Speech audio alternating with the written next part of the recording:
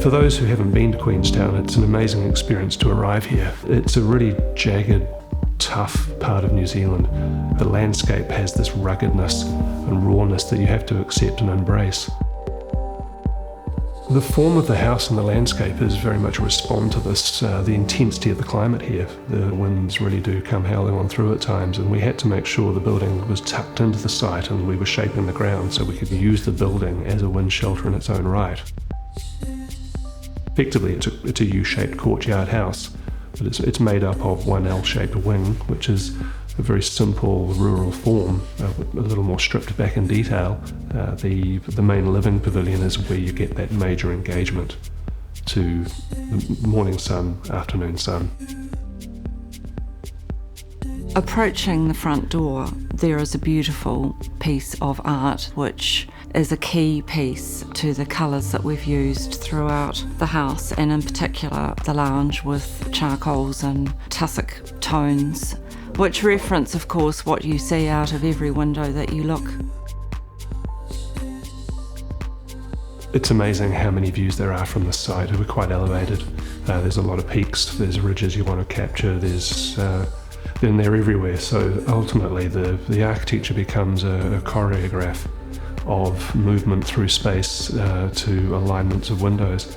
And in that regard, those decisions drove the architecture, and the final building form is a response.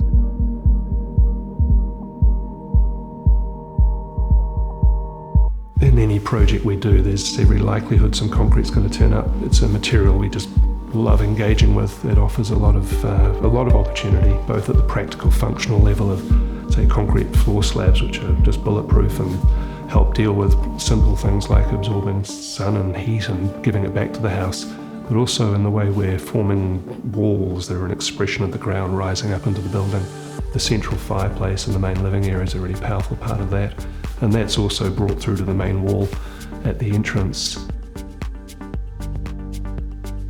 The clients have a large family and are big entertainers and fantastic cooks, so the dual islands fit a lot of people. One could be working, preparing, and others could be sitting. With regard to the appliances, they love the capacity of the column fridge. They're loving the wide oven.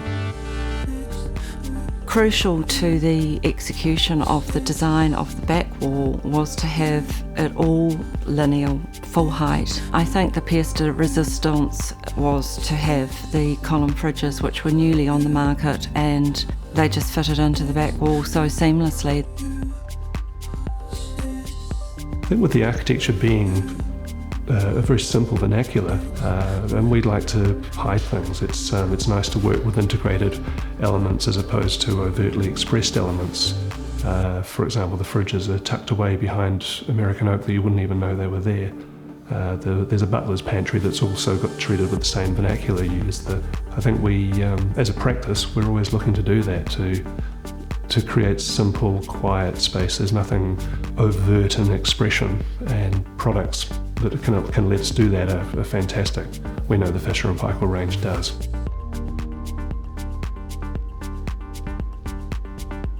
It's fantastic to actually visit this house and see the level of detail and thought that's gone into this home and the execution, and then to see how our appliances have played a part in that. With the column refrigerators being completely concealed and working so well with the design. What's less obvious in the house is where the master bedroom is. It's pretty much hidden behind a wall of the black American oak. Behind the pivoting door is a beautiful feel with oak panelling behind the bed, which wraps around into the walk-in wardrobe, and then on the other side into a beautifully marbled bathroom. The marble use is moodier and a bit more special for them. We wanted rich earthy tones, an interior that is really quite deep. It's sensuous and it's all about the texture.